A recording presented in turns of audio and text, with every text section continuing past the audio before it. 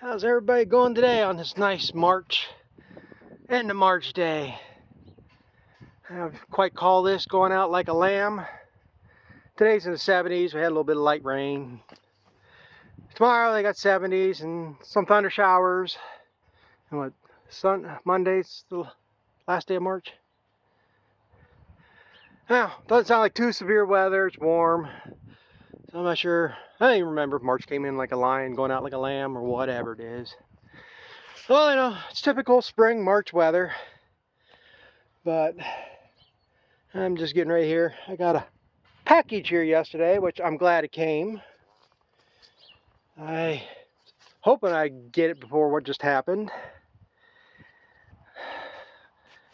But I thought it was going to take a couple more days, but at least I got it here in time. But I might be a fool for doing this. Probably should have just sold it to begin with, but I got parts for a bucket milker, or my milkers. These are the same stuff I used on the pipeline anyhow, but I have a fresh cow. And I'll get some video of the calf and stuff here in a bit. But, like I say, it's been over, well, yeah, it's been at least a year ago since I quit the last one I milked. It's been 2 years since I shipped the milk, but I had another heifer here a year ago. I was milking off and on, or milked most of the summer and the winter. She dried up last spring, so I haven't had nothing. And so I need new milk inflations because these things get so dry and crusty. I need a new lid for the gasket, and I'm hoping this is the right one. And here's the number I got off it, 1041.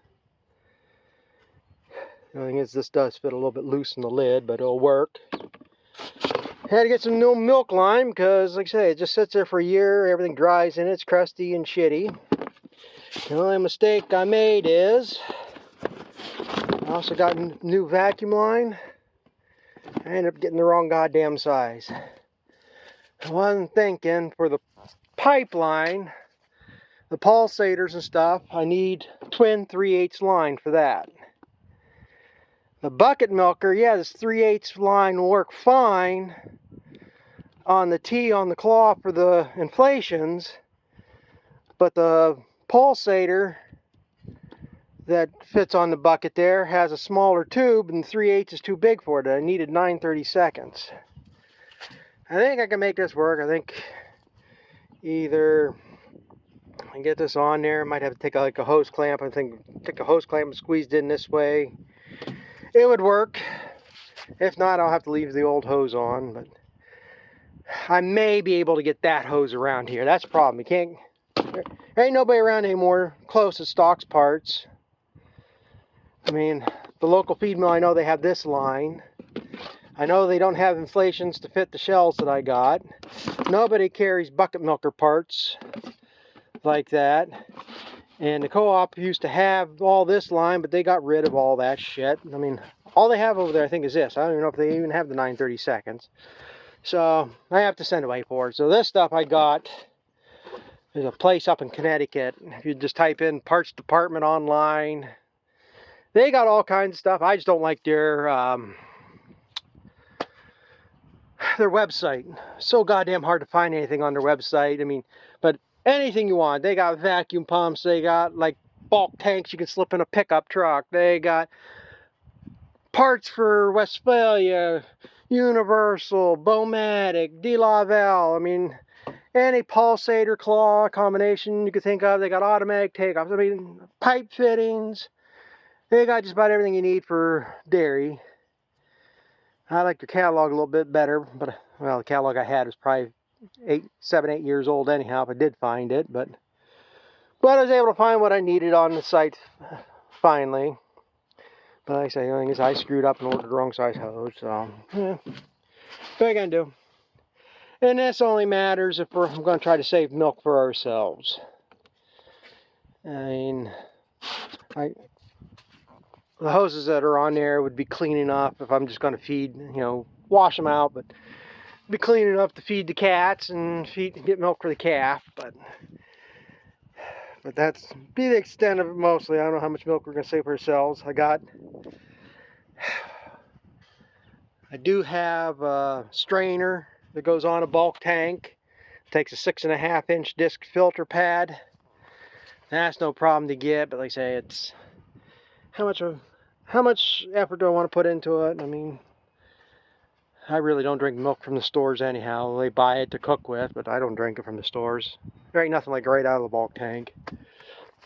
So, well, I got to go get my calf situated around.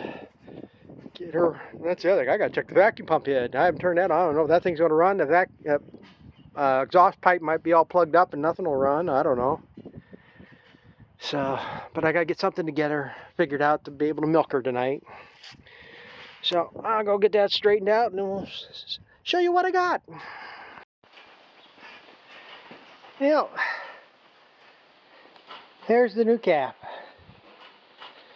And it's a heifer. The ideal thing is take her to the auction next week and get a couple $100 from her. Don't know. I'll probably end up raising her. Because I can always gotta keep raising something for ourselves, I guess. The world comes crashing to an end. I mean, you gotta have a food source, so you gotta have cows around here to either beef or milk. So I'll decide here. Probably end up going to keep her, but it's times like this that reminds me why I'm kind of glad I'm not milking cows anymore. And just the way things go. And you can see her, the butt right there is the mother. She wasn't due for another 4 or 5 days. I wasn't really expecting the calf today. She didn't look like she was anywhere near yet. But she had it. Which is not surprising, being a heifer. They usually do have it earlier, but it's just everything else since then. She wants nothing to do with the calf. Tried putting it in front of her, and all she does is buck the hell out of it. She had to have it in the dirtiest spot, so it's all crapped up. So I brought her in here where it'd be safe.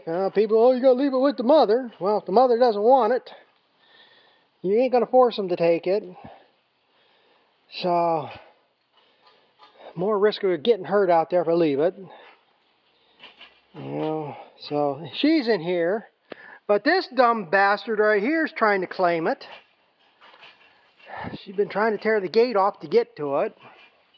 So, I mean, it's just stuff like this is why I really don't miss them. And what other things I've found out this week, you might as well get the hell out of it. So, but first thing we're going to do is, last thing I got to do, as we say, is see if this vacuum pump's going to run. Got the milker all put together so I can get her up here to milk. Let's see who's going by here. My brother. But I don't know if I'm going to like this. Like I say, this has been the brand of inflations I bought. I don't know if they've changed in the last couple of years or I updated stuff, but I've never bought inflations that have this vent in it. And that's what it is a vent. And it lets a little bit of air get in there so the milk will flow away from the claw faster, even though the claw is vented there. But anyway, when I was putting these things in the shells, these things kept popping out. I almost lost the one. So I don't know if something's going to stay in there or I'm going to lose one and be pissed about it or what the hell the deal is going to be about them. But I mean, I milk 1 cow a day, run whatever. But again, the first thing I should do, and this is probably going to scare the hell out of everything out there, is see if the vacuum pump's going to run.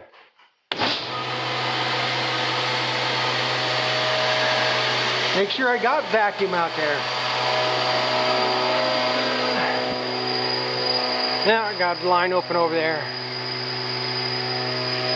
Yeah. I'm gonna have to be fixing this.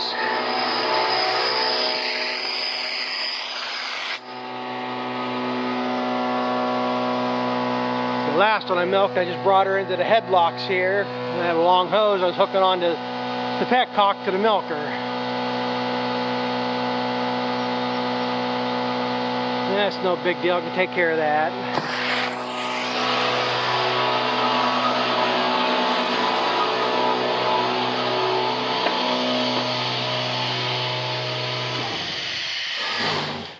Okay, we're good on that. So, I guess I'm ready to give her a little bit of time here yet. And then I'll get that calf fed.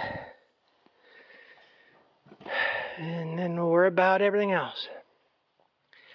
Yeah, and like I said, I thought about, well, it might be worth it. Should have probably taken her to the auction. Sold her to somebody. But again, well, the auction I take it to, I think there's a lot more people. It's in the next county down. So I think there's a lot more farms in that area. A lot more Amish and Mennonite. More modern Amish, I should say. They actually have tractors and stuff. So I think a lot more of them are still farming. But just the overall of it. The rest of what I heard this week. So I set this down somewhere or do something. Well, we'll just go over here. Hey guys, what got me thinking here this week, Tuesday on the news, there was a farm saying this is the last they're milking. It's a brother and sister, they're in their 70s, and they were done. They're selling the cows. So they had it on the news. Well, I was a little irked about the whole damn thing because they never interviewed him. Just showed him sitting there on a stool milking a cow. And never interviewed her. And just showed her walking a wheelbarrow around and sitting down with the cats. And then they had a guy from the Farm Bureau there. And just the shit that he was saying, like say what pisses me off. But I thought they were sending their cows to another auction, but that was Tuesday morning, the last time they were milking, and they took the cows down here to Meadville to sell on Wednesday. So there was that herd there. There was another herd from the next county over that had their cows there. I mean, the small herds, he might have been another 20, 25 cows. I think they were like 30 or 40 head or whatever. But just the shit that guy from the Farm Bureau is saying. And basically, it's a shame we're losing all these small farms. They're the backbone of the country. But times are changing, blah, blah, this and that. And we need the communities to support agriculture, you know, buy local, buy from your local farms. Well, when they put so much regulations on shit that you can't do it. But the other thing he said was that I'm in Erie County, Pennsylvania. And he said there was around, well, he said 20. I don't know if that's the actual number or what. But anyway, I Googled it. 20 dairy farms left in Erie County. So I Googled it. And he says there was like 200 in the early 2000s.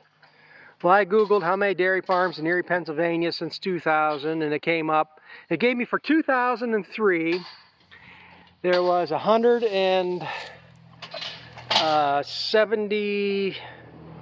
want to say it was 179, somewhere in that range. Then it gave me for 2012 and said that there were 76. And now he's saying that there's 20. All right, and it's in Erie County. Now where I'm at, I'm more western Erie County. And right now I can only think of 3 farms west of me to Ohio. There might be more, because like I say, I don't know the whole areas. But you get more towards the lake, it's more residential, more grapes and stuff. You know, there ain't dairies towards the lake. So, I don't doubt it, but probably by the summer there's going to be less than 15. Because that was the rest of what I was hearing. Now, like I say, they just sold out. And that one I told you about, the one I bagged for that died, and that guy was taking over the farm, that he wanted to milk cows, he wanted to take it over and this and that. Well, I was just told yesterday that they're going to the auction next Wednesday. He figures now he's got a job and family and stuff, he doesn't have time to monkey or whatever. And there's a little bit more to that story, but I'm not going to share all that shit. But so that's another farm going out next Wednesday. I was told of another guy They probably milk around 60, 70, maybe 80 cows. They're a fair amount bigger than me. They've been breeding all their cows to beef, and he's going to get out of the dairy and go to beef. Which again, I think is another stupid thing. Yeah, beef is higher than hell now, and all these guys are going to switch over to beef, and in 2 years when they get them fitted up, ready to sell, the price is going to crash. So, I don't know what you're going to gain. That's the gist of how things usually work. And then, now they're in the next county, but there's another one I was told that they're not breeding their cows back, or haven't been breeding their cows, and probably the next couple of weeks they're going to be going. They were just going to beef the herd out. So right there, just in my area between 2 counties, there's, I say 1, 2, 3, 4, 5 farms going out. And I say it's the whole thing. There is no infrastructure much around in this area anymore. Like I say, we used to have 3 dealers within 10 miles of me. Now you got to go 40, 50 miles for equipment, for John Deere, New Holland or whatever. Vets, there used to be 3, 4 vets around. Right now there's only 2 that I know of that do large animals. And I don't blame them either, but they don't do in-house accounting anymore. You got to have a credit card on file before they come out. And then they charge you, last I knew it was like $130 an hour as they coming out, plus the trip out, which is like $75. Unless it's after hours, and it can be $150. I mean, you can have $600 for them just to come out here to check a cow out. You can't get the medicines you used to be able to get. All the mastitis shots, today, tomorrow, you know, penicillins, ampicillins, all them stuff, you can't get them anymore. You used to be able to go to Feed Mill, Tractor Supply, anywhere them to get them. There's a couple mail order places I used to get from. You can't get them without a prescription anymore. You got to go to the vet. So you're not going to go to the feed mill and buy a 100 milliliter bottle of penicillin for $20. Now you're going to go to the vet and pay probably $60. Equipment dealers for milking. Like I say, the nearest one, the only 2 near me is over in Ohio. One's like an hour and 10-minute drive away. The other one's probably, I think bad, probably about a half-hour drive, but nobody's ever at the shop. You can never get a hold of nobody. The route driver was the only thing I liked about the fucking company. Even when I quit milking cows, he was the only one I notified that I wasn't milking anymore, and he didn't have to worry about coming back, and I thanked him because he had been coming here for 20 years, 25 years probably. But again, like I say, all the support for dairy in this area is going away. You know, farms are going away. The one guy, he's actually going to plant potatoes this year. Usually he milks cows, but he grows soybean to sell too, and he's tired of the price of soybeans, so he's going to plant potatoes this year. Supposedly that's going to be a big cash crop for him, I guess. But I mean, like I say, every time you turn around, there's just something going to hell. At feed mills, there used to be 3 agways not too far from me, a co-op, a couple other independent mills. Like I said, there used to be 6, 7 mills probably within 25 miles of me. Now there's only the 2. It's what I am getting sick of is like with Walmart, with Amazon. Everything keeps confining down, and then they close the store somewhere and it just closes up everything. I mean, like I say, for the feed mills, I mean, I was dealing with Cargill for a while and I got sick of them. I mean, I'm sick of these big conglomerates. I'd rather have 3 or 4 independent companies with 1 or 2 stores than, like I say, I don't know how many stores Cargill's got around here. There's Centera. They got like 20-some stores in their network now through Ohio and Pennsylvania and all over. And gotten to the point, like me, you know, I would get 6 ton of feed at a time. You know, minimum they'll want to deliver, I think they've moved it up to 3 ton by now, without a fee. It used to be 2 ton, it might be 3 ton, but like I said, I used to get 6 ton at a time. But most places, they want to bring you 20 ton or 10 ton, you know, they want to bring a semi-load, a full load. 1 load, 1 stop. Same way at the milk companies. They want 1 load of milk from 1 farm. And from what it was in the 90s and the early 2000s to what it is now, things ain't better. You know, what's going to happen is people are going to have to stop being so materialistic and have to have the most modern, newest things You know, everybody's got to have that 9RX John Deere. You know, they got to have the auto steer. They got to have the auto shutoffs and everything. You know, but then they got to have so much ground that they'll work through until 3, 4 o'clock in the morning and stop and then start up again about 6 o'clock and go all day again. And the only way they can do it is because they got GPS. Half of them can't see to go at night, even with all the, you know, with all your LEDs and everything else on them tractors. I mean, so all you're doing is, instead of having, what you're ending up is like with Walmart. You got one family making $100,000 a year instead of broken up over 5 that could be making, you know, some might only make 15,000, some of them might make 40,000. But you got 5 families that'll have something to live off of instead of the one family. And the reason why they get so big is because they got to spend the money or else they pay a shitload in taxes. So that's why they always updating shit. It's just a never-ending cycle. You know, you got to be satisfied with what you got, but everybody's got to have more. It's like everybody's got to have that Lamborghini or that Ferrari or that Porsche or, you know. And I say, farming, you don't need to be driving a King Ranch. You can get away with an XL truck. You know, it's like my truck. I don't think it's considered the work trim, but I mean, it's one of the basic trims.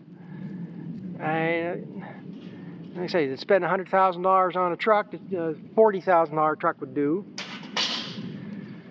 So like I say, it's just never ending cycle, I guess, until people stop wanting to be so greedy. And the biggest term I hate is generational wealth. You know, what the hell you worry about if your kids got to work as hard as you did?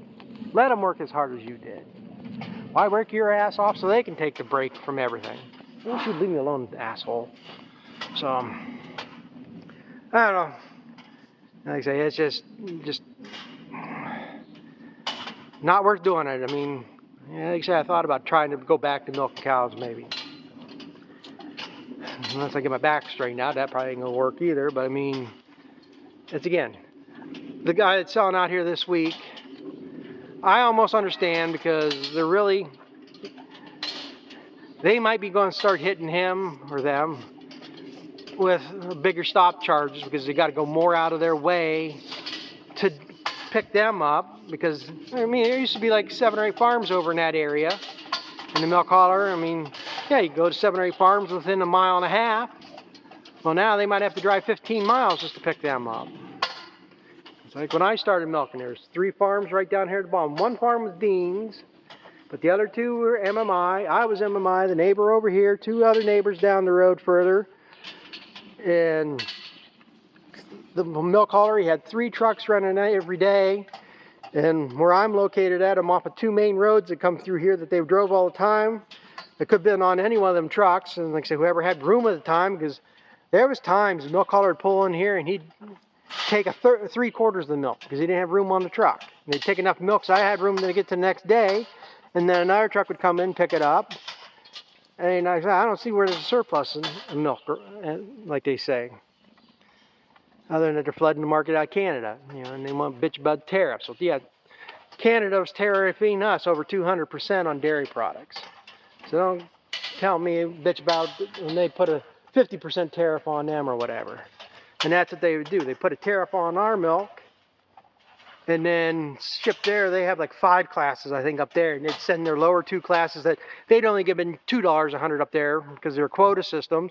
Send it down here, and then, you know, they might get $7, $8 for it. But I say, everybody's got to milk the system. Everybody can't just be satisfied with what they got. They got to milk their system for more. Oh, shut up. Yeah, both of you. You were almost dead about 2 weeks ago. Well, a month ago. Oh well, I rambled enough. So that's what's going on here now. I got a new calf and see what goes on from there. Plan is right now to raise it and take it to the fair this year, maybe. What else should I do with it? So yeah, I guess I finally quit raining again. So whatever. It's more of me rambling, so thanks for watching. If you made it this far, comment, rate, subscribe, and we'll catch up with you later.